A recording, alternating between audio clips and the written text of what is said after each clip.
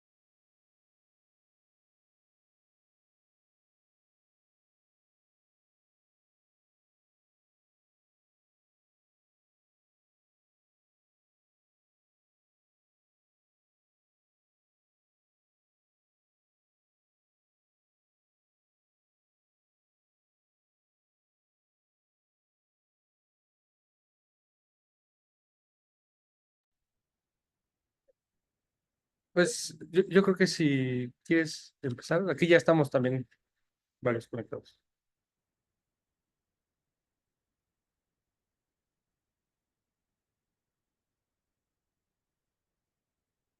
Creo que está apagado tu micro.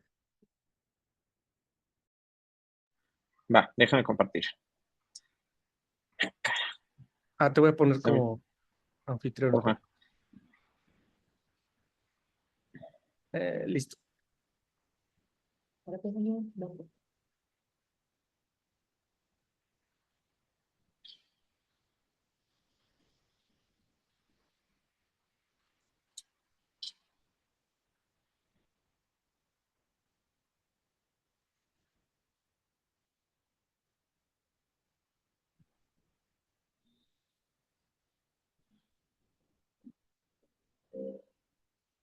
¿Ya se ve?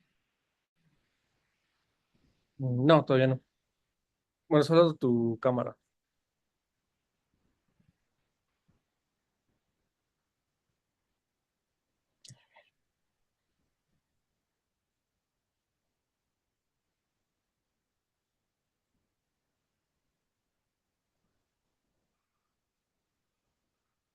¿No, verdad? No, todavía no.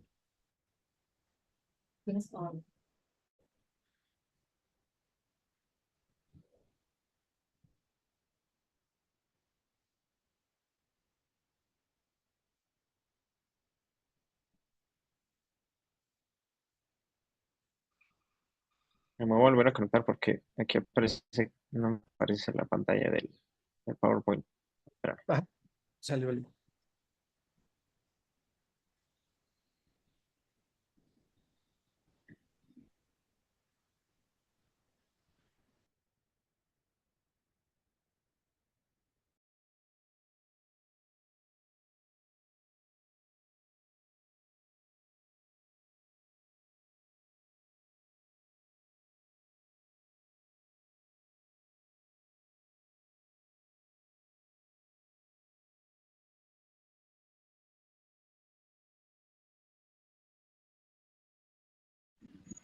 Listo. A ver.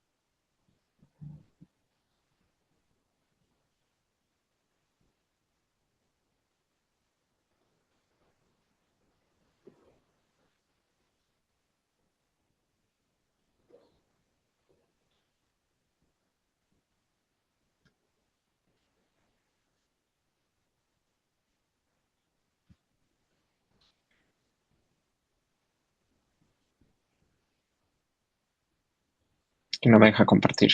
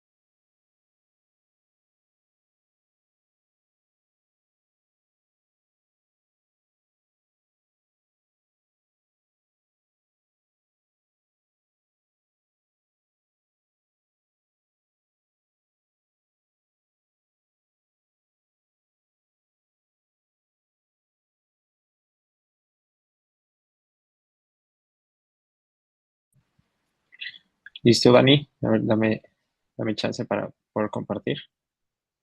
Ajá. Eh, es que en el otro es el anfitrión, entonces tendrías que tú darte el. A ver, espérame, deja yo la reclamo. Voy. Eh, ahora sí. Ahí Ahí está, está. perfecto. Ahí está, ya.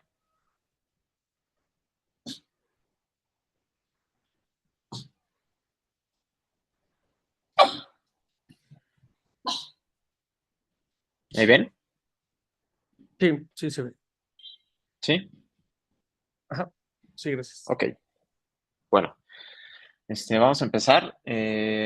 Buenos días a todos. Gracias, Daniel Vega, por la oportunidad de dar esta pequeña clase. Yo soy el doctor Mauricio Daniel Sánchez Calderón, soy neurocirujano, egresado de Pemex Picacho. Hice la subespecialidad de terapia endovascular neurológica en el Centro Médico Nacional 20 de noviembre. Y bueno, cualquier duda o pregunta que tengan, pues me avisen, ¿va? Y con gusto la resolvemos.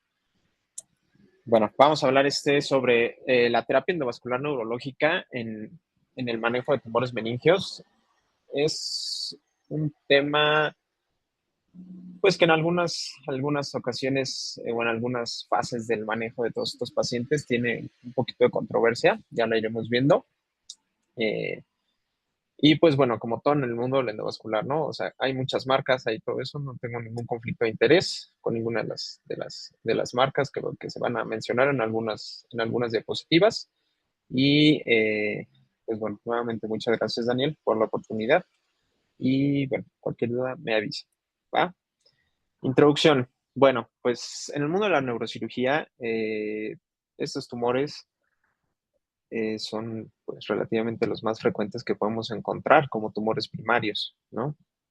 Sabemos que las metástasis son los tumores intracraneales más frecuentes, pero de los tumores primarios, pues están los meningiomas, ¿no? Y son como, de muchos neurocirujanos, son como los favoritos, ¿no?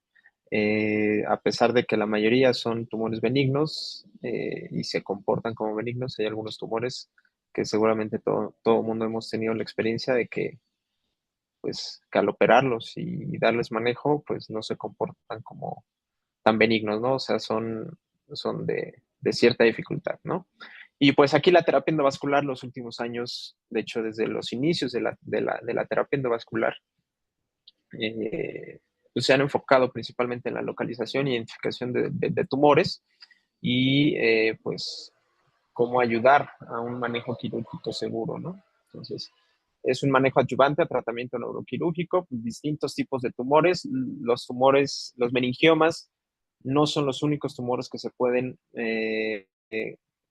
darle pues apoyo al manejo quirúrgico con la terapia endovascular, o sea, se pueden embolizar muchos tumores, se les puede dar diferentes tipos de manejo a estos tumores, hemangioblastomas, hemangiopericitomas, tumores de cuerpo carotidio, glomus, etcétera, etcétera, ¿no? Obviamente, pues los últimos años ha crecido mucho el portafolio que tenemos en los neurointervencionistas, y eso también tiene mucho que ver, ¿no? Hay distintas estrategias, hay muchos, varios materiales, catéteres, materiales de embolización, etcétera, etcétera, que ya los vamos a ir platicando. Y obviamente, pues, como mucha gente piensa, ¿no? Que la terapia endovascular, como es mínimamente invasivo, pues no conlleva riesgos o complicaciones, ¿no? Y es también lo que ha tenido, es por lo que ha tenido un auge la terapia endovascular. Sin embargo, pues debemos de ser bien, bien, bien claros y recordar que, pues, a pesar de que, pues, en la sala de hemodinamia, en la pantalla no se vea sangre y demás, pues, los riesgos y las complicaciones pueden ser demasiado serias y, pues, hay que tenerlas en cuenta, ¿no? Generalidades, bueno, ya les había mencionado, tumores primarios cerebrales, la literatura nos reporta aproximadamente el 36% de tumores primarios, esporádicos en su gran mayoría, hay diversos síndromes que, bueno, no es el objetivo de esta clase mencionarlo, que se asocian a meningiomas múltiples, bilaterales, etcétera, etcétera, ¿no? Pero la mayoría son esporádicos, diversos factores ambientales se han intentado demostrar causalidad. Sin embargo, pues la exposición a la radiación es el único factor ambiental que está un poquito más relacionado que los demás, ¿no? Hemos escuchado a muchas personas que dicen que los golpes en la cabeza, y bueno, pues hemos tenido pacientes que, bueno, yo personalmente he tenido pacientes que sí me dicen que estos tumores no salieron por algún golpe, ¿no? Y pues bueno, aquí los 3 grados ya reconocidos por la Organización Mundial de la Salud. Obviamente, pues nos vamos a enfocar principalmente en los grados 1 y 2, principalmente el 1, ¿no? Que son los de comportamiento benigno, ¿va? La angiografía cerebral, a principios del siglo XX, con Antonio Ega, que él lo mencionaba como una encefalografía arterial, pues intentos burdos por intentar localizar tumores a expensas de la observación de la anatomía arterial.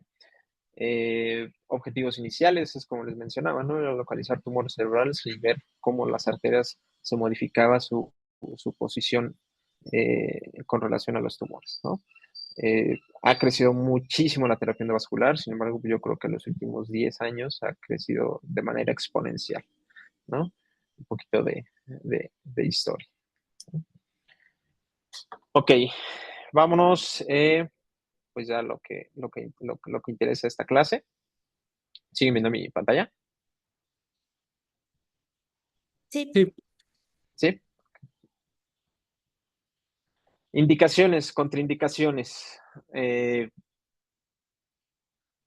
Todo en la neurocirugía, todo en el mundo quirúrgico, pues bueno, debemos de saber qué tratar, qué no tratar, cómo tratarlo, los pasos a seguir, etcétera, etcétera, ¿no? Obviamente no todos los tumores que se manifiestan en el sistema nervioso central, pues no todos van a ser embolizables o se les va a poder dar un manejo adyuvante con terapia endovascular, ¿no? Debemos de tener bien, bien, bien claras esas indicaciones, ¿no? Porque igual llegan pacientes que dicen, oiga, no, es que yo encontré en Google que se puede embolizar el tumor, ¿no? Y las características del tumor, pues no son las más favorables, ¿no? Aquí indicaciones, obviamente, pues tienen que ser tumores altamente vascularizados. Hay muchos tumores que son altamente vascularizados, sin embargo, debemos de tener una visibilidad adecuada en la angiografía con sustracción digital, porque pues si no vemos un vaso, pues no se va a poder canular ese vaso para poder administrar el material embolizante, ¿no? Obviamente, la accesibilidad de los vehículos arteriales, todo esto tiene que ver, aquí únicamente les mencioné carótida externa, carótida interna, arteria vertebral. Ok, si no es tan sencillo, debe de tener unos adecuados vehículos arteriales para disminuir el porcentaje o probabilidad de complicaciones, y obviamente pues para que el material embolizante viaje de una manera adecuada y pues embolicemos únicamente la aferencia arterial tumoral, ¿no? Aquí debemos de tener muchísimo cuidado. ¿Por qué? Porque pues nosotros podemos embolizar desde la carótida externa, pero pues si al embolizar el tumor, embolizamos ramas normales, pues obviamente las complicaciones se incrementan, y pues con todo esto, esto va de la mano con el pronóstico y la evolución que tenga este paciente, ¿no? contraindicación, prácticamente esas son las indicaciones, que sean altamente vascularizados, que las características del tumor y de la aferencia arterial que nosotros observamos durante la angiografía de sustracción digital, pues tenga pues que nosotros durante el procedimiento, durante la angiografía, observemos y digamos, bueno, mira, este tiene buenos pedículos, o de los 10 pedículos que encontramos, bueno, pues 2 son canulables y 2 se pueden embolizar. Bueno, pues ya ahí tenemos una indicación, no se va a embolizar el 100%, más del 50%, pero pues un hemangioblastoma, un meningioma que en una cirugía promedio, dependiendo de la extensión y el tamaño, pues te puede sangrar un litro, litro y medio, bueno, pues con un 20% de embolización probablemente te sangre 700, ¿no? Y digo, ya ahí es un impacto positivo para todo el manejo perioperatorio de estos pacientes, ¿no?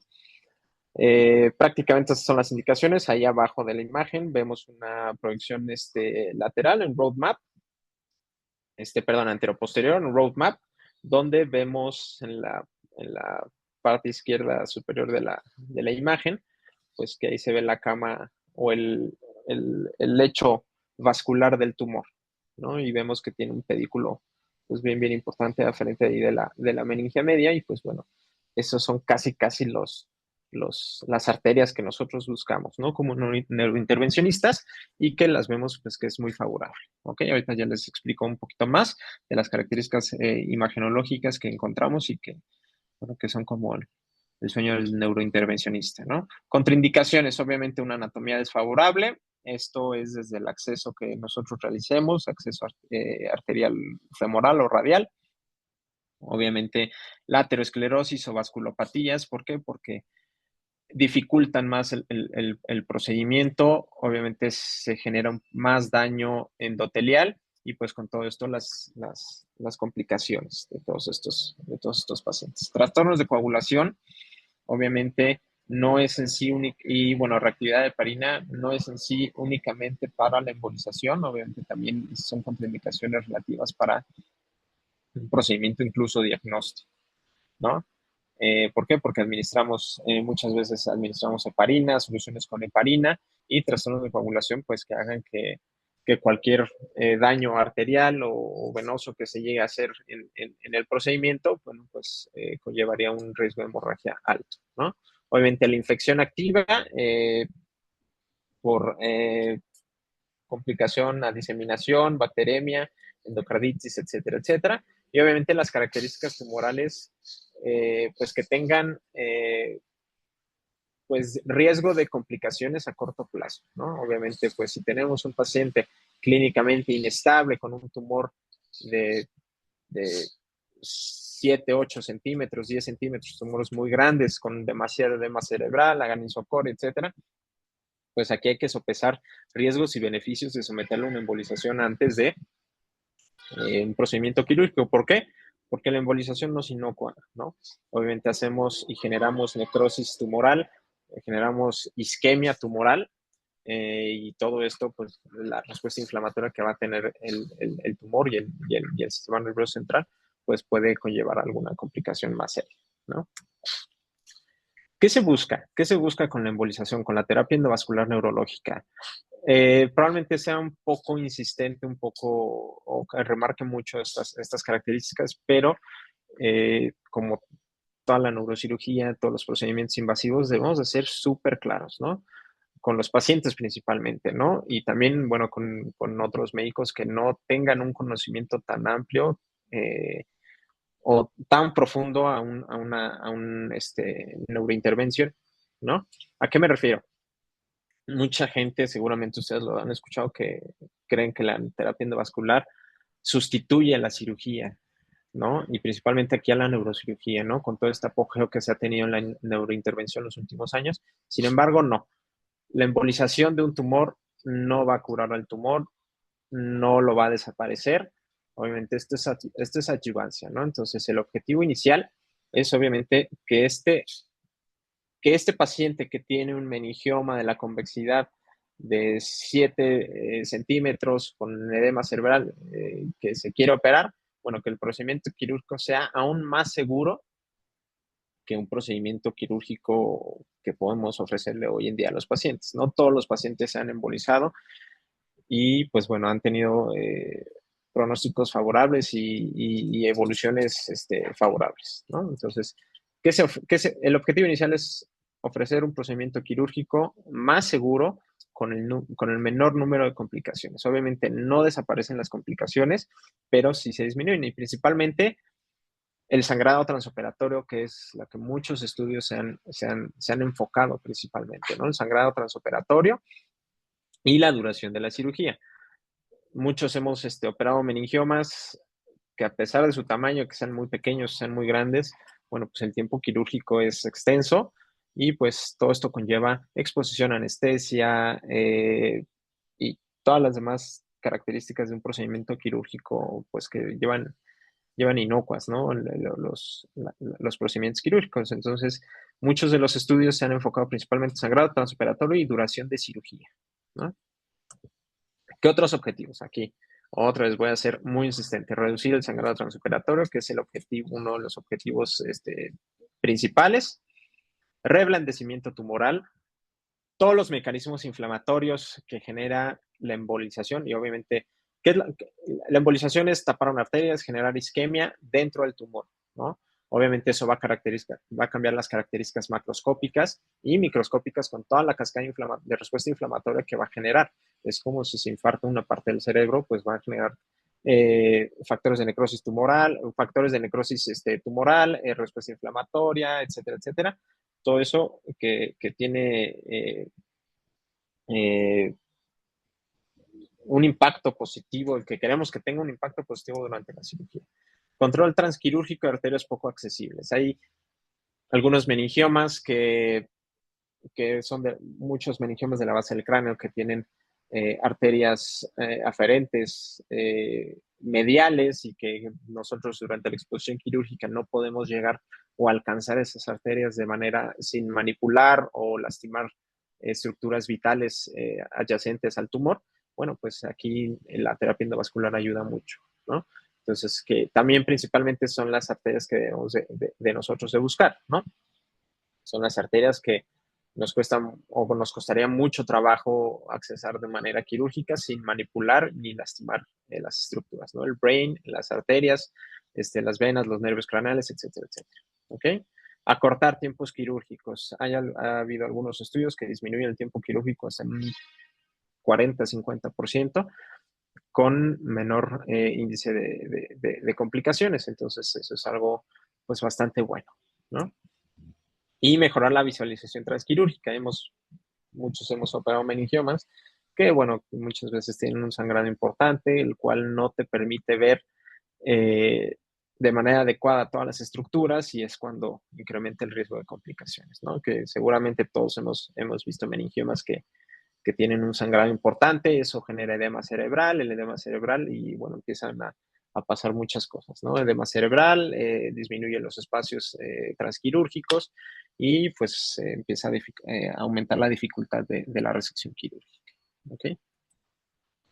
Algunos ejemplos, más al rato les voy a comentar uno de estos casos, son resonancias magnéticas contrastadas, cortes coronales, y donde vemos las diferentes características de estos meningiomas, ¿no? Podemos ver que pueden ser muy regulares, con discreto edema cerebral o con nulo edema cerebral, y la localización, ¿no? No todos son hacia la convexidad, como uno quisiera que estuvieran todos hacia la convexidad y con arterias totalmente visibles. Hay tumores en extremo complejos y pues no son tan infrecuentes, ¿ok? Características tumorales y la irrigación. Aquí nosotros como neurointervencionistas es importante que, bueno, siempre analicemos una angiografía con sustracción digital, pero enfocándonos a un procedimiento terapéutico, una embolización tumoral. Es bien, bien, bien importante que dependiendo de la localización que tenga el tumor, nosotros ya vayamos pensando en cuáles podrían ser las aferencias arteriales. Dependiendo de la localización, nosotros podemos ir planeando pues el procedimiento, la angiografía diagnóstica, y saber a dónde ir a buscar, ¿ok? Hay vehículos arteriales que son muy, muy pequeños, pero pues pueden ser canulables. Hay otros vehículos que son totalmente visibles desde que hacemos disparos en proyecciones habituales, pero hay otros que tenemos que ir a buscar un poquito. Entonces, es bien importante. Aquí les puse una tabla que, bueno, viene en este artículo del Neurosurgical Focus, donde mencionan la localización de los meningiomas y el aporte arterial más frecuente. Obviamente, no todos los tumores, o sea, no son exclusivos de estas arterias, ¿no? Hay tumores que pueden tener la mayoría de los tumores van a tener múltiples aportes arteriales, múltiples aferencias arteriales y pueden venir nutridos desde arteria carótida externa o desde ramas de la arteria vertebral o desde la arteria occipital o la meningia media y al mismo tiempo tener aferencia desde la arteria carótida interna y de sus ramas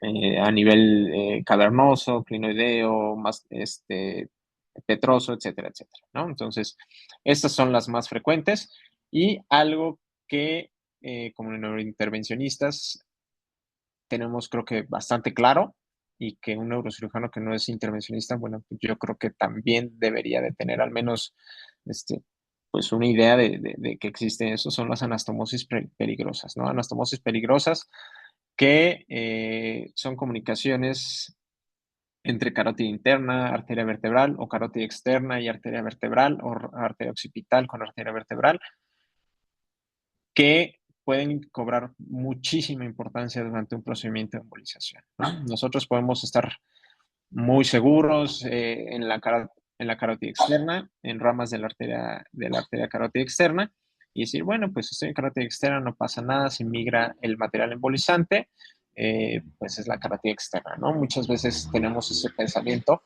pero hay anastomosis que muchas veces, inicialmente por el robo de flujo que genera el tumor, no se pintan en la angiografía de sustracción digital, pero ahí están.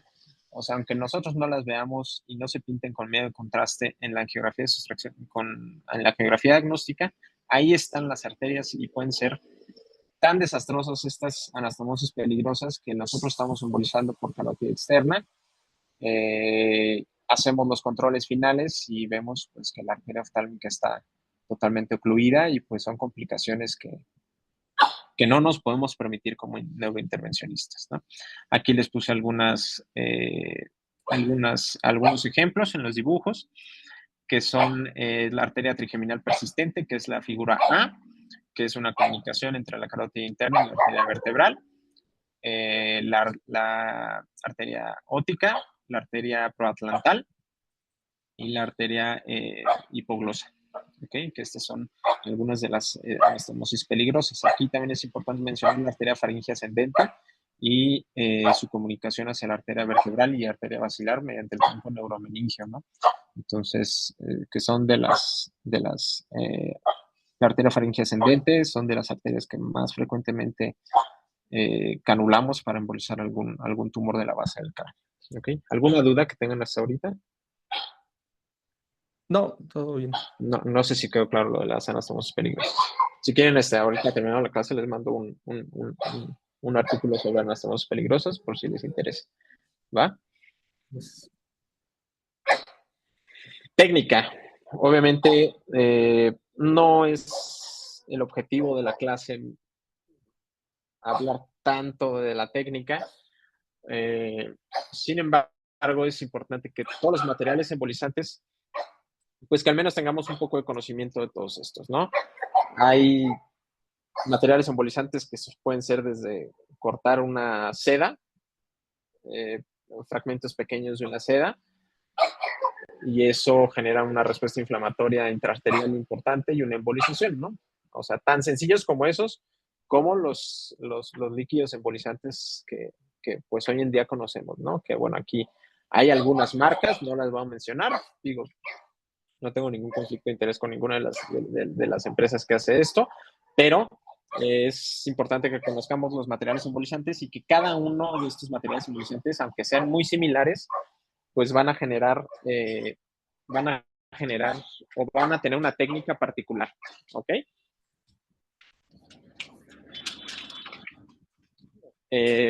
Los líquidos embolizantes, las partículas, las microesferas, el cianoacrilato, que es uno de los más, pues podría decir que son de los más famosos, pero cada uno de estos materiales pues van a generar y van a tener una técnica distinta, una indicación particular. Y obviamente aquí pues están todas esas técnicas, ¿no? Obviamente como neurointervencionista, pues tú deberías, y como neurocirujano, pues uno ocupa la técnica que más cómodo le hace sentir, con el que uno tenga más confianza en sí mismo del manejo de todo esto.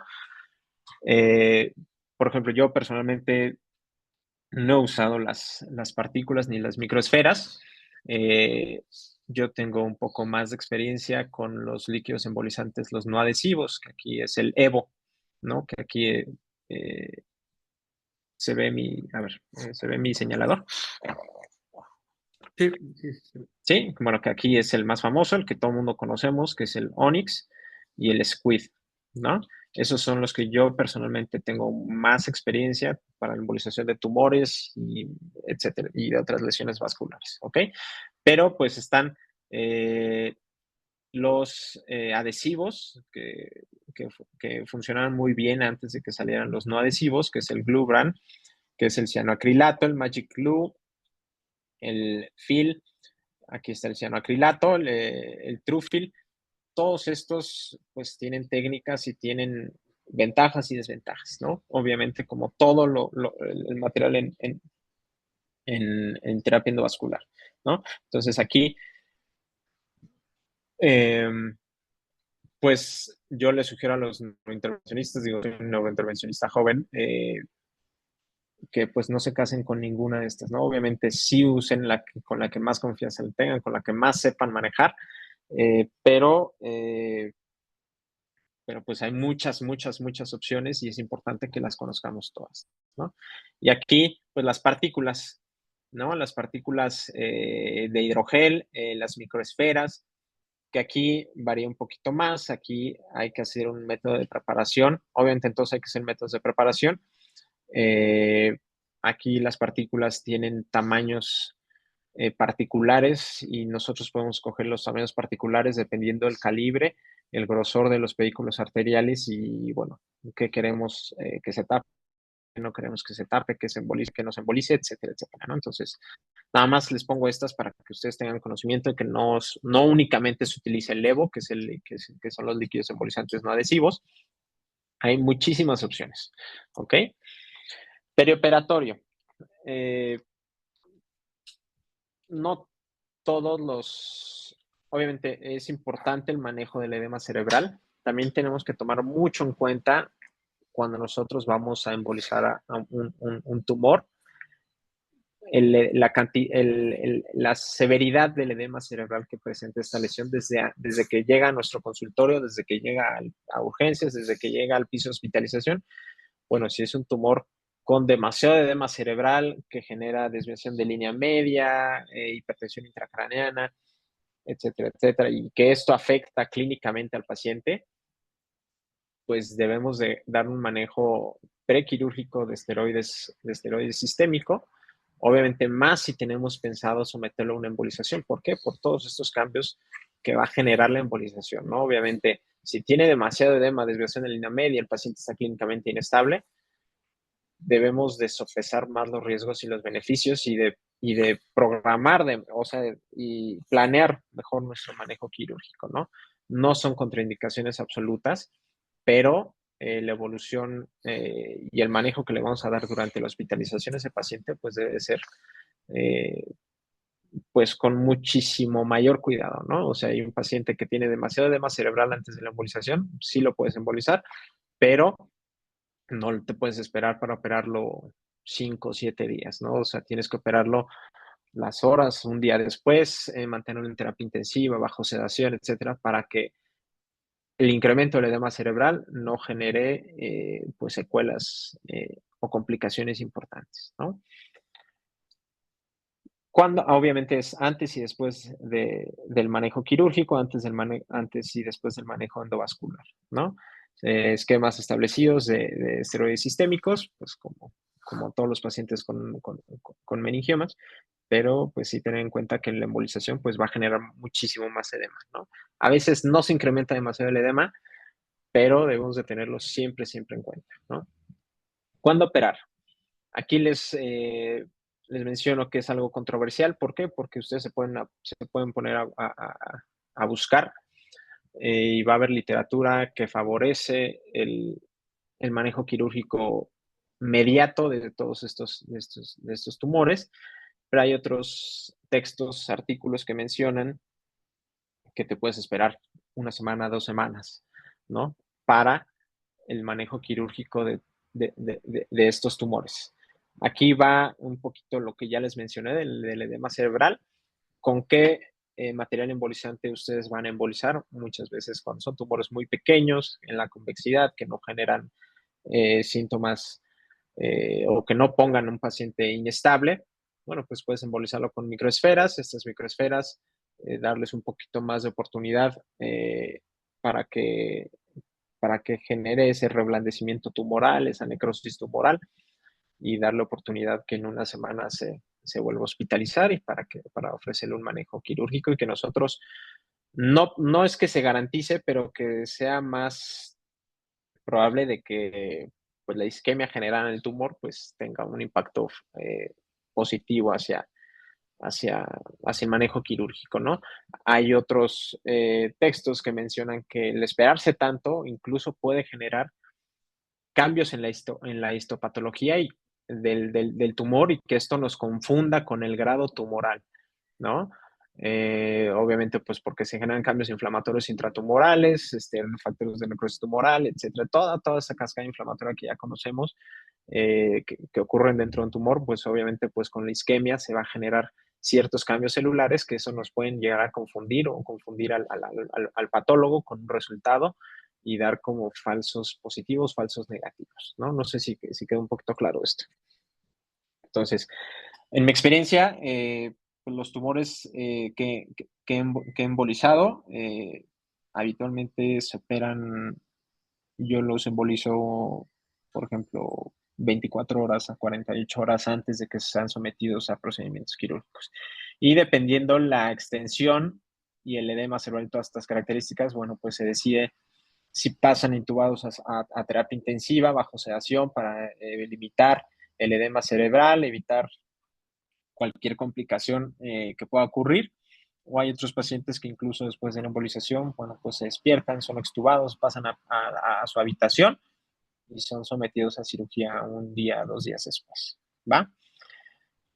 Eh, lo mínimamente invasivo no es igual a un procedimiento sin complicaciones. Obviamente el riesgo de complicaciones son bajas, sin embargo, ahí están, ¿no? Del 4.6 al 6.8% habitualmente, y la isquemia y la hemorragia son 3.2% de manera similar. Y esto pues también tiene mucho que ver con la técnica, ¿no? Se ha demostrado, bueno, se ha descrito que la embolización con microesferas disminuye la probabilidad de una hemorragia intratumoral o adyacente a los vehículos arteriales que nosotros vayamos a tratar. Sin embargo, se ha visto que ciertos manejos con emboesferas o partículas pueden llegar a recanular esas arterias, ¿no? Que no hagan una oclusión total o que hagan una oclusión total y que, sin embargo, por el flujo arterial, pues eventualmente se vuelvan a abrir esos pedículos arteriales, ¿ok? A comparación de los líquidos embolizantes no adhesivos, aquí principalmente pues es el Evo, bueno, voy a decir la marca, es el Onyx. Tienen más penetrancia, pero se ha visto que tienen más riesgo de hemorragia, ¿no? Por todas estas características pues ya mencionadas, ¿no? Y bueno, ahí les muestro una imagen de un caso que traté el año pasado. Y se ve todo el líquido embolizante en la cama arterial, por así decirlo, del tumor, y vemos una penetrancia, pues se ve bonita, ¿no? Se ve bonita esa penetrancia a toda la cama arterial del tumor, ¿no? Y es lo que buscamos, ¿no? Estudios, los últimos 20 años se han descrito muchas cosas, como les mencioné al principio de la clase. Aquí les pongo algunos ejemplos, algunos estudios que encontré. Comparan los líquidos embolizantes con las partículas, tiempo quirúrgico, sangrado transoperatorio, si sí les va mejor a los pacientes que se embolizan contra los que no, etcétera, ¿no? Y prácticamente ahí en las letras con rojo les puse como la idea principal de esos artículos, ¿no? La embolización con Onyx antes de un meningioma, ¿no? Obviamente hay mejor penetrancia, pero hay mayor riesgo de complicaciones. ¿Por qué? Por todas las características de estos líquidos embolizantes, que como neurointervencionista debemos de tener mucho cuidado con la técnica en sí, la técnica quirúrgica, ¿no? La migración de material de líquido embolizante a arterias que no vemos de manera inicial, las anastomosis peligrosas, que, si en algún momento un vehículo arterial tiene un trayecto fistuloso venoso, pues tener el cuidado para que no se vaya el líquido embolizante, no migre a esa fístula y pues que se tenga oclusiones venosas, infartos venosos, etcétera, etcétera, ¿no? Otro artículo, igual mencionan que no tiene un impacto directo con el grado de resección. Aquí ellos mencionaban la escala de Simpson, pero que ellos, bueno, no modificaba el grado de resección, un paciente embolizado con no embolizado, pero que sí ellos notaron que los pacientes que se fueron embolizados, los pacientes que hayan tenido tumores residuales o sin tumor residual, prolonga el tiempo de recurrencia, de años libres de recurrencia de tumor, ¿no? Entonces, hay que sopesar todos estos datos. Otros estudios sí mencionan que es una resección más rápida, casi un 50% más rápida, una resección más segura, menor índice de complicaciones y menor sangrado transoperatorio, y con esto pues disminuye el riesgo de transfusión sanguínea, ¿no? Y por ejemplo, este último estudio mencionan, aquí especifican el grado 1, que son los tumores, los melanomas más benignos, que ellos no encontraron ningún impacto en sangrado transoperatorio, en grado de resección, en complicaciones transoperatorias o posquirúrgicas inmediatas. Sin embargo, sí encontraron que los pacientes que eran embolizados y posiblemente operados encontraron un mejor estado funcional en seguimiento a los 60, 90 días, 6 meses, etcétera, etcétera, ¿va? Entonces, vemos que hay muchísima literatura, obviamente, muchísimos artículos, unos que van a favor, otros que van en contra. No todos los artículos, no hay un artículo que sea como que tiene la absoluta razón, pero son factores que debemos de tomar en cuenta, ¿no? Y que debemos de ser bien, bien claros con todos estos pacientes, ¿no? El objetivo que buscamos o lo que se planea con ese paciente, pues ser bien claros e informarle al paciente, ¿no? Entonces, no sé si tengan dudas ahorita. No, no, gracias. ¿No? Ok.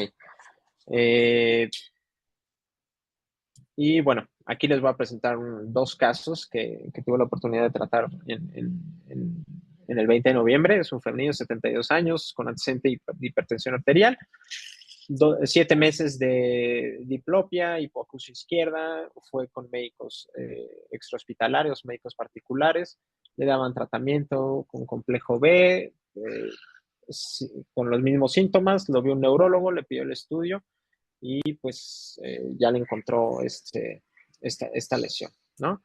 A la exploración física, cuando llegó ahí al Centro Médico Nacional, pues tenía parálisis facial, alteraciones de la deglución y cambios tróficos a nivel de la lengua, ¿no? Podemos ver que es una lesión, bueno, ahí se ve la resonancia magnética un poquito rápido, pero se ve un tumor extraxial de la base del cráneo de un tamaño pues importante y una extensión, invasión a estructuras pues vitales, ¿no? Podemos ver en el corte axial, pues que de hecho está encasillada toda la arteria carótida interna izquierda, ¿no? Entonces debemos de ser bien, bien, bien cuidadosos con todas estas características. Muchas veces en las angiografías de sustracción digital hacemos pruebas de oclusión para, pues pensando lo peor, ¿no? Estar preparados para todos los escenarios y ver, pues, cómo se puede comportar en caso de alguna complicación transquirúrgica, pues, que se ocluya la arteria carótida izquierda, ¿no? Estos son, estas son proyecciones de la angiografía de sustracción digital. Intenté poner las más sobresalientes, por así decirlo. Se ve el video de una proyección anteroposterior, ya un disparo un poco más selectivo hacia carótida externa izquierda, y principalmente la arteria maxilar interna, ¿ok? Donde se ve un pedículo ahí en el lado izquierdo, de sus pantallas, van a ver las dos proyecciones, tanto anteroposterior como lateral, de un pedículo arterial con el blush tumoral, que es lo que se busca, obviamente, pues esa es la localización del tumor, y lo que buscamos embolizar, ¿no? Vemos estas características de estos pedículos arteriales, que son pedículos arteriales de un grosor muy aceptable, de longitudes relativamente,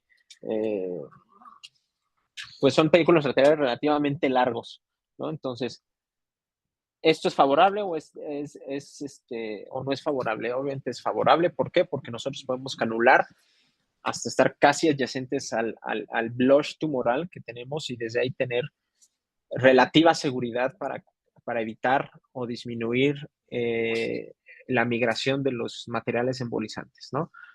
Obviamente es lo que se busca, llegar hasta el pedículo arterial en esta parte. O sea, llegar lo más distal al pedículo arterial para evitar comprometer las arterias que no vemos y que pueden tener una anastomosis peligrosa o que puedan tener irrigación a tejido normal, ¿no? Entonces nosotros buscamos en estas imágenes, por ejemplo, llegar hasta esta parte aquí donde señalo para que nosotros abarquemos las dos ramas que realmente llegan plenamente al tumor, o buscar lo más distal, lo más cerca que podamos estar al blush tumoral, es lo que se debe de buscar, ¿no? Muchas veces no están tan bonitas así las arterias y aunque se vean con trayectos rectos y demás, muchas veces igual los orígenes, los ostiums arteriales son muy difíciles de canular, ¿no? No sé si alcancen a ver ahí en el video, en el ostium de esa arteria se ve más delgada a comparación de todo el trayecto de la arteria, ¿no? Entonces muchas veces son arterias muy difíciles de canular y tener en cuenta también como un neurointervencionista que, bueno, pues con las microguías y los microcatéteres, a pesar de que son muy delgados, la manipulación endotelial y demás, bueno, pues genera espasmo arterial y este espasmo arterial puede incluso cerrar las arterias, puede ocluirlas temporalmente. Entonces, nosotros en un disparo control vemos la arteria, estamos intentando canularla, no lo logramos, hacemos un disparo posterior desde un catéter guía y pues no se va a ver la arteria, ¿no? Y esto es por la manipulación y el espasmo que se va a generar. ¿Ok?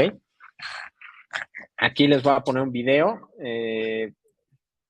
Esta parte de aquí que se observa como una piedra, no sé si la alcanzan a ver al principio del video. Ese es el cast que se generó con el líquido embolizante. Yo en este caso ocupé Onyx, el líquido embolizante no adhesivo de una concentración intermedia, para que nos ayudara a llenar todo el blush, bueno, la mayoría del blush tumoral. Ya estos son los disparos de control desde el catéter guía, ¿no? Obviamente aquí se ve contaminación de la carótida interna. Vemos todavía que hay un blush tumoral importante, pero aproximadamente esos pedículos arteriales que embolizamos, pues le disminuyeron como un 50% de la aferencia tumoral. ¿Ok? Aquí podemos ver disparos un poquito más supraselectivos, en proyección lateral de la carótida externa, aquí se alcanza a ver la meninge media y las ramas nasoseptales, arteria esfenopalatina, y vemos todavía el blush tumoral. Sin embargo, a comparación del primer video que les mostré, pues vemos que no hay algún pedículo que podamos nosotros canular, ¿no? No hay algún pedículo canulable que pues nos da la oportunidad de poder embolizar, ¿no? Y en esta proyección anteroposterior, igual desde carótida común, vemos que también hay un cierto blush tumoral con aferencia de arteria carótida interna en su porción petrosa, cavernosa, pero igual, de la misma manera, no vemos un pedículo arterial como los que les he mostrado. Entonces, aquí, obviamente, neurointervenciones con muchísimo más experiencia, que tengan eh, eh, pues un manejo más enfocado hasta la embolización de tumores, probablemente digan que sí se puede calcular. Sin embargo, sí los riesgos con vehículos muy pequeños y muy cortos que tengan origen desde la arteria carótida interna, pues es muchísimo más fácil que el líquido embolizante o el material embolizante migre y con esto ocurre una tragedia que es oclusión de la arteria cerebral media, oclusión de arteria carótida interna en su porción intracranial y pues con esto secuelas bien, bien importantes en el pronóstico y la evolución de estos pacientes. ¿Ok? Esta paciente se embolizó aproximadamente en 60-70%, fue sometida a procedimiento quirúrgico un día después, una resección Simpson 1, sin complicaciones o secuelas neurológicas permanentes. ¿Okay? Tuvo una evolución habitual. ¿Va? Y este otro caso, este es un paciente femenino sincrónico generativo, 61 años de edad, con cefalea de características secundarias los últimos 2 meses. Inicialmente respondía con analgésicos, ya posteriormente fue incrementando en intensidad, frecuencia, el dolor, una cefalea de características secundarias casi de libro, ¿no? Y tenía, lo estaba viendo igual un médico por práctica privada, y le había dado un diagnóstico de una neuralgia trigeminal del lado izquierdo. Y pues bueno, a la exploración física ya cuando llegó al hospital tenía disminución de la agudeza visual, una afección del tercer nervio craneal y obviamente pues con la alteración de la neuralgia trigeminal y alteraciones sensitivas hemifaciales izquierdas, ¿no? El estudio de resonancia magnética axial, coronal y sagital, vemos una lesión clinoidea con extensión hacia fosa posterior, característica de un meningioma, ¿no? Importante efecto de masa hacia nivel de tallo cerebral, y obviamente pues viendo esta lesión pues nos justifica absolutamente todos los síntomas, ¿no? Y todos los signos que encontramos en esta paciente. Este paciente fue sometido a una angiografía de sustracción digital y se hacen las proyecciones ortogonales habituales, AP, lateral, de arteria carótida interna, arteria carótida bilateral. Y aquí podemos ver este blush tumoral desde la arteria carótida interna derecha, a pesar de que la localización principalmente el tumor es hacia el lado izquierdo, ¿no? Vemos este blush tumoral que sí es importante, sin embargo, si recuerdan el caso pasado, no se ve tan denso este blush tumoral. Sin embargo, pues podemos ver que es desde la carótida interna derechas es que vienen los pedículos arteriales, ¿no? Entonces, hicimos otras proyecciones. Carótida interna izquierda, vemos que no tiene ninguna aferencia arterial hacia el tumor. Entonces, bueno, pues ya este lado, a pesar de que está de este lado el tumor, bueno, pues no tiene ninguna aferencia, ¿no? Hicimos proyecciones desde carótida común del lado derecho y carótida externa izquierda, ¿no? Siempre es importante, aunque estén en la base del cráneo, estos tumores, debemos de hacer disparos selectivos de arteria carótida externa, bueno, hacer los 6 vasos prácticamente, ¿no? Debemos de descartar cualquier aferencia arterial, independientemente de la tabla que les había mostrado. Y bueno, aquí vemos la arteria carótida externa izquierda, pues que no se ve ninguna aferencia arterial, y la arteria carótida externa, que tampoco se ve ninguna aferencia arterial. Pero no sé si se fijan aquí en esta proyección que tenemos de carótida común del lado derecho, vemos el trayecto petroso, cavernoso y clinoideo de la arteria carótida interna y vemos un pequeño pedículo que recurre hacia inferior y de ahí ya se mete hacia el blush tumoral. No sé si le alcanzan a ver. Es esta arteria que va como paralela al segmento clinoideo y de ahí ya se hace, ya llega el tumor y pues hace la cama tumoral, ¿no? La ferencia arterial y el blush tumoral que habíamos visto en el video. Con este pedículo arterial, pues tomé la decisión de que pues, no era un pedículo que fuera canulable, porque por el grosor, por el origen que tiene este pedículo arterial a nivel clinoideo, paraclinoideo, hay muchísimo riesgo de migración de material embolizante, hay mucho riesgo de que el aumento de la presión en este pedículo arterial por la presencia incluso del microcatéter o la microguía, y con esto echarle el material embolizante, administrar el material embolizante, pues que se rompa esta arteria y que no se haga una oclusión adecuada del tumor, entonces mayor riesgo de hemorragia, pero principalmente el riesgo que yo personalmente le tengo un poco más de, no es pavor, sino es respeto, es la migración del material embolizante.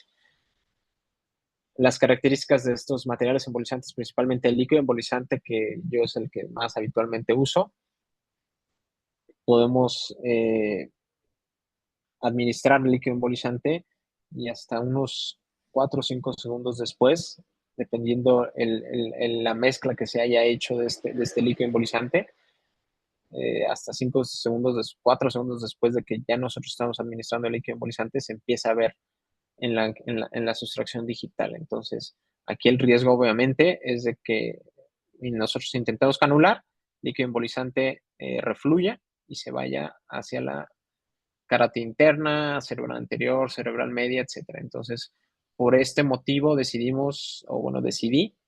no embolizar este vehículo arterial, que a pesar de que es el único que vimos y que le íbamos a generar un impacto bien importante al procedimiento quirúrgico, a disminuir el sangrado y demás, pues decidí mejor no tratarlo para evitar estas complicaciones, ¿no? Y esto es lo que nuevamente, les insisto, debemos de ser bien, bien, bien claros con los pacientes, ¿no? Esta paciente fue sometida a procedimiento quirúrgico con una resección igual Simpson 1, pasó a terapia intensiva para cuidados posquirúrgicos neurológicos y tuvo una evolución favorable, ¿no? Conclusiones. Tener el conocimiento en las diversas técnicas endovasculares, saber cuáles podemos ocupar, como, como, como cualquier neurocirujano que vaya a someter a un paciente a un procedimiento de este calibre, bueno, pues debemos de tener en cuenta las opciones técnicas que podemos ofrecerle al paciente y cuál escoger en cada paciente, ¿no? O sea, pero debemos de tener conocimiento. No necesariamente lo ideal es tener la práctica en todos, pero al menos tener conocimiento de que se pueden usar diferentes técnicas, ¿no? El portafolio de dispositivos variable. Hay muchísimos microcatéteres, hay muchísimos microguías, hay muchísimos catéteres guía, hay muchísimos materiales embolizantes, como ya les mostré. Sí, trabajar con el que estemos más familiarizados, con el que tengamos mayor experiencia, pero pues saber que pues tenemos distintas opciones, ¿no? Microcatéteres de puntas desprendibles, microcatéter con balón, microcatéter con punta angulada, 90 grados, 45 grados, 0 grados, 30 grados, etcétera, etcétera, ¿no? Entonces debemos de tener conocimiento de todos los materiales que podemos ocupar.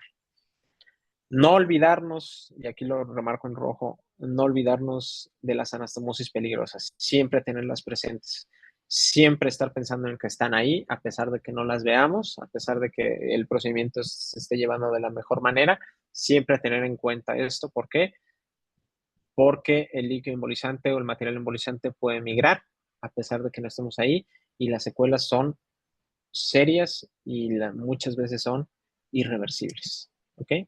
Una adecuada planeación preoperatoria, ser bien, bien, bien, bien, o sea, tener bien planteado, ok, lo voy a embolizar hoy, lo voy a dejar en terapia intensiva, lo voy a operar mañana, o es un tumor más pequeño, puedo embolizarlo hoy y operarlo la siguiente semana, etcétera. Todos estos tener una planeación bien estricta, bien adecuada. Digo, en todos los pacientes que sometemos a cirugía, ¿no? Pero aquí son dos procedimientos, son dos procedimientos que llevan complicaciones, entonces tener ser un poquito más obsesivos con esta planeación, ¿no?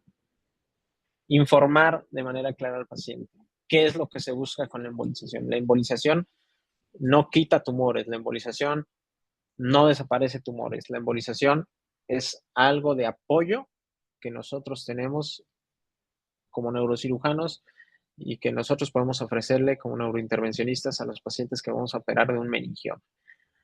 Ser bien claros con los objetivos que mencioné al principio de la clase de la embolización, y pues yo creo que con eso no vamos a tener ningún problema, y obviamente como en todo, la individualización del caso, ¿no?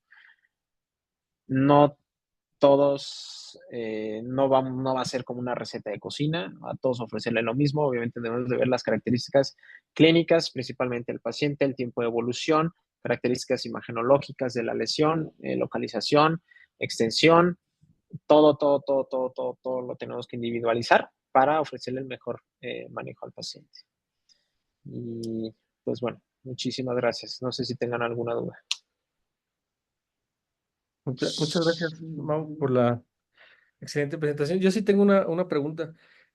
¿Cuánto consideras tú en porcentaje que aumentaría el costo de realizar justamente una embolización en un meningioma, por ejemplo, que quizás se pueda operar de forma, digamos, no sencilla, pero rutinaria, un meningioma de la convexidad no tan grande? ¿Cuánto consideras tú que involucraría en cuanto al costo? Desafortunadamente, en el mundo de la neurointervención, los materiales estos días no son tan económicos. Obviamente, si es un tumor muy pequeño, obviamente hay de los materiales embolizantes, hay unos que son más costosos, otros que son menos costosos, ¿no? Por ejemplo, materiales esclerosantes, que eso lo ocupan mucho los radiólogos intervencionistas, ¿no? Que es etanol al 100%. Ese es muy económico a comparación de, por ejemplo, el Evo, el que es el Onyx, pero obviamente pues lleva sus ventajas y sus desventajas, ¿no?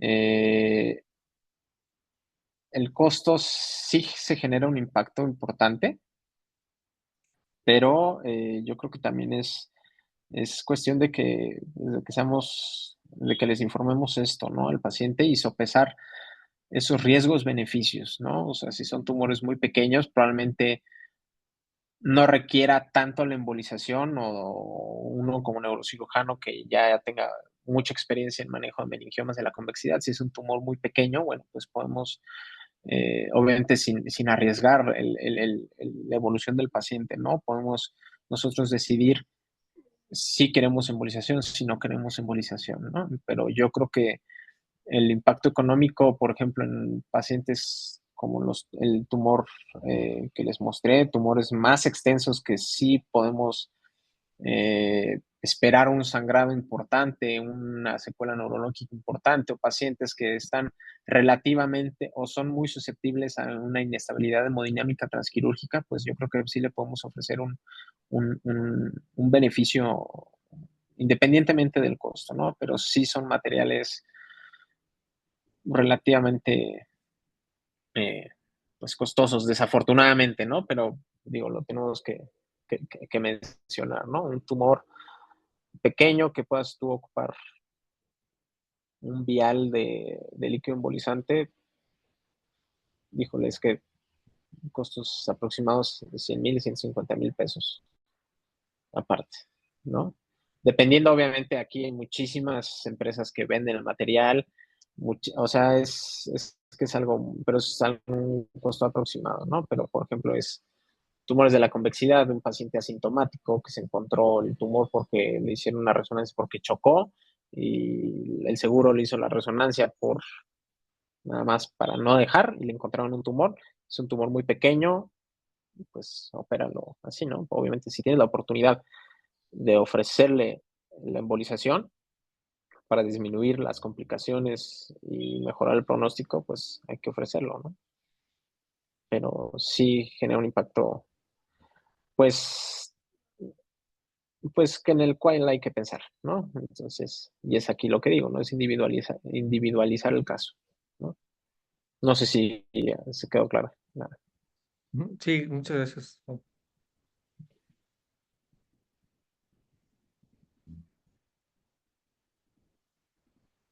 ¿Alguien más? ¿Alguna otra duda? ¿Algo más que les pueda aclarar un poco? Bueno, hola, pues muchas gracias por tu plática, muy buena plática. Bueno, tengo muchas preguntas, pero me quedaría con dos. La primera es si existe algún tipo de estudio de Adelante. imagen, o ya sea por imagen, resonancia o bien por terapia endovascular, que tú puedes cuantificar la cantidad de sangre que tiene el tumor. Esa sería la primera. Y la segunda es, después de que haces la embolización, tomas un estudio de imagen. ¿Qué patrones de imagen podremos encontrar que sean normales, anormales? Yo, porque no estamos familiarizados a ver Onyx por imagen o el contraste, digo, desconozco yo que usted exactamente hay que buscan por imagen después de que salga, porque la gente que no estamos familiarizados, ya sea neurocirujanos, radiólogos, yo creo que si ve una imagen que capte mucho contraste, a todo el mundo nos va a llamar la atención, pero no sabemos qué tanto puede hacer esto normal. Ok, sí, aquí con respecto a la primera pregunta, tengo conocimiento de que actualmente en los tumores no se ha hecho algún estudio, o bueno, yo no tengo conocimiento de que se ha hecho algún estudio con respecto a calcular el volumen intratumoral por estudios de imagen o por angiografía, o por angiografía con sustracción digital. Estos estudios y son softwares especiales prácticamente de la sala de hemodinamia, de los sistemas sistemas que ocupamos, del arco en sí, pero para calcular el volumen sanguíneo intralesional, eso se ha visto principalmente en malformaciones arteriovenosas. Yo, le repito, no tengo conocimiento de que se haya calculado el volumen intratumoral por imagen. Sí se están haciendo ahorita estudios con los softwares especializados de las salas de hemodinamia, pero con respecto a lesiones malformativas vasculares, únicamente, ¿no? Y son prácticamente experimentales, es únicamente para objeto de investigación, ¿no? Calcular el volumen intralesional, pero es en malformaciones vasculares, ¿no? No tanto en lesiones tumorales. Porque en los casos que precisamente, si tú me dices, tengo un volumen, no sé, de 500 cc por metro cúbico, pues bueno, tú como que no le dudarías en embolizarlo, ¿no? Sí, O no sé qué tanto le puedes ver o la sea, utilidad. Mi pregunta sería, ¿le no, verías utilidad? se vería un poco más objetivo, ¿no? Muchas veces las angiografías, pues no se pierde esa parte como subjetiva de yo les puedo mostrar el video y decirles, oye, no, pues yo le embolicé un 60%, pero agarran el mismo estudio y se lo llevan a otro neurointervencionista y dicen, no, le embolizó como un 30, ¿no? Puede ayudar un poco más a la objetividad, ¿no?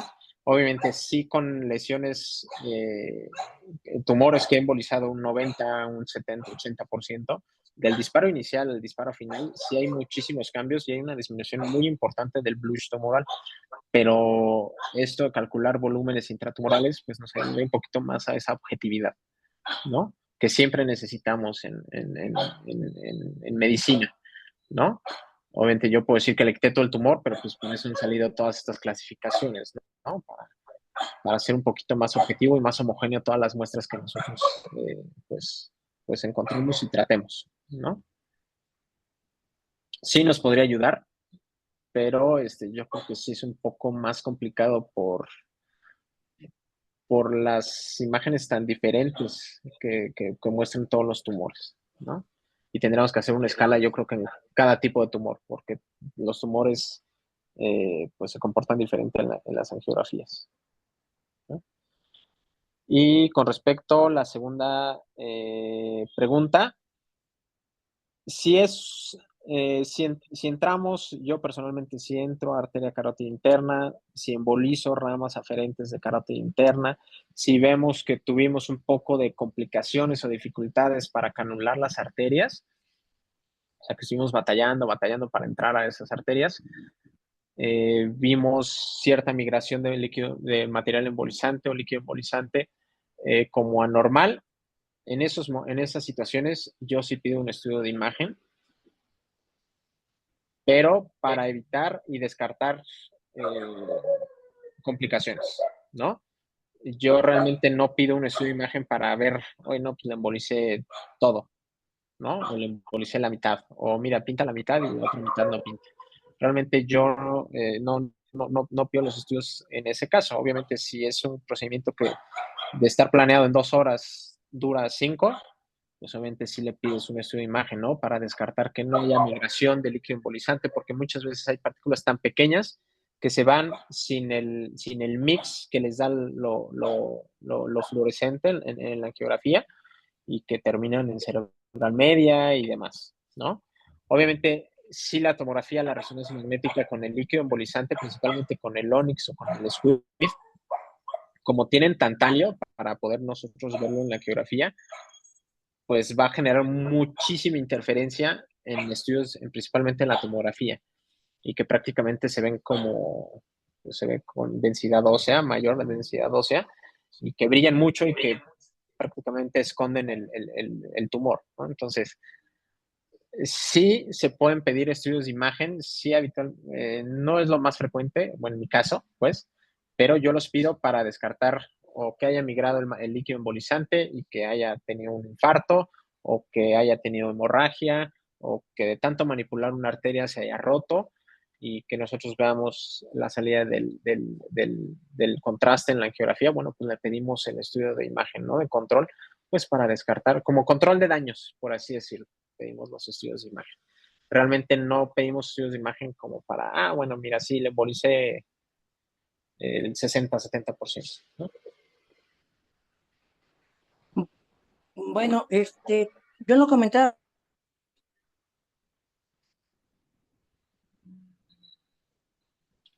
Bueno, bueno.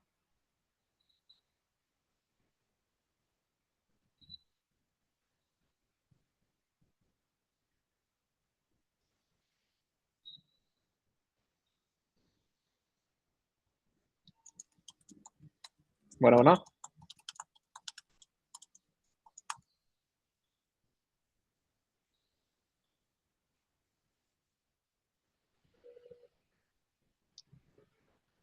Bueno, Creo que se no. perdió la conexión, ¿no? Sí, creo que no se ayudó. O si quiere, deja de este micrófono. Bueno, Sí. te lo comentaba en el sentido de este tipo de pacientes en la parte post procedimiento, pues muchas veces no se puede saber, o sea, de forma temprana sí, pero vamos a decir a las 2 horas, que le llega al residente y le hace un deterioro neurológico, el que sea, lo que sea, le pide estudios de imagen. ¿Hay algo en particular que tengamos que ver a la imagen?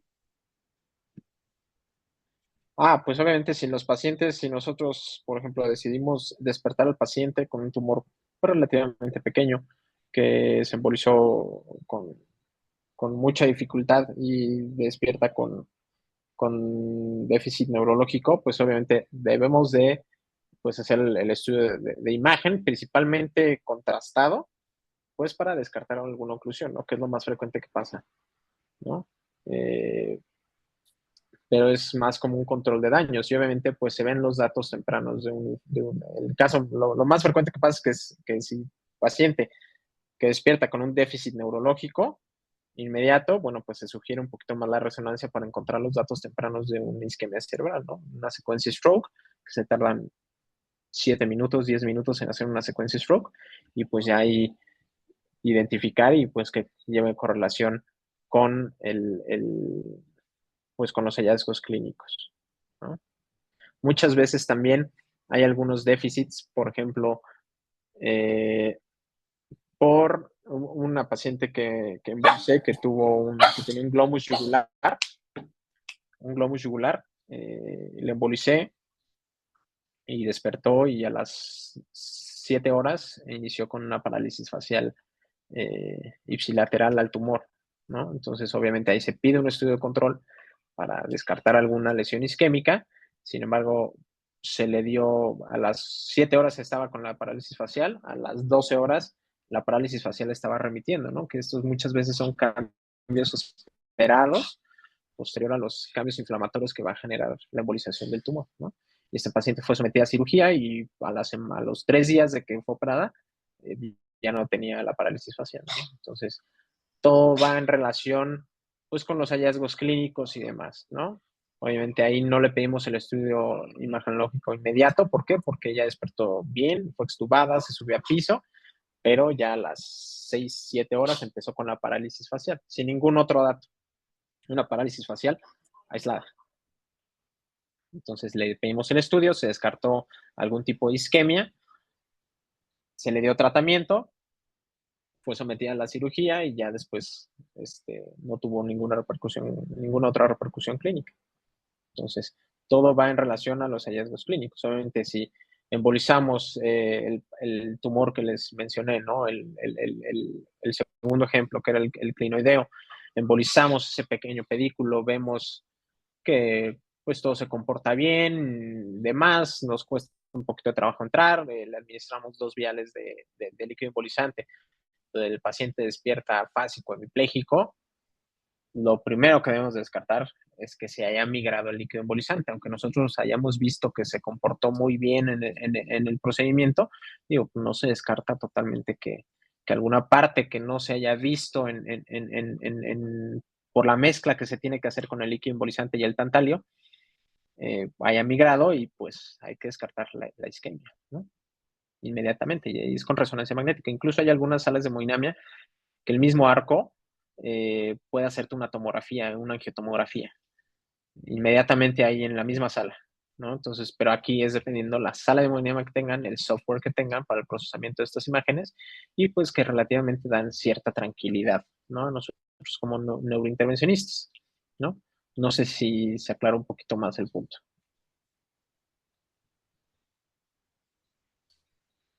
Muchas gracias, Mau. Ok. Bueno, pues si no quedan otras dudas, pues muchísimas gracias nuevamente por la participación, Dani.